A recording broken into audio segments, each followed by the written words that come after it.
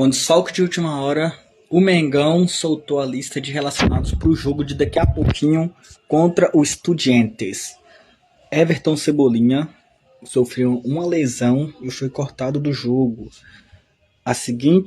Os seguintes relacionados são Alexandro, Andrei, Ayrton Lucas, Bruno Henrique Carrascal, Danilo, De La Cruz, Diogo Alves, Emerson Royal, Everton Araújo, Guilherme Varela, Jorginho, Luiz Araújo, Léo Ortiz, Lucas Paquetá, Léo Pereira, Pedro, Rossi, Samuel Lino, Saúl, Vitão e o Alician. Então, daqui a pouco, voltamos com a escalação oficial do Mengão. Lembrando, hoje Cebolinha ficou de fora, foi detectado nos exames após o último jogo e acharam uma pequena lesão. Então, o Everton Cebolinha está fora do jogo de hoje. Bora, Mengão, fogo na rede.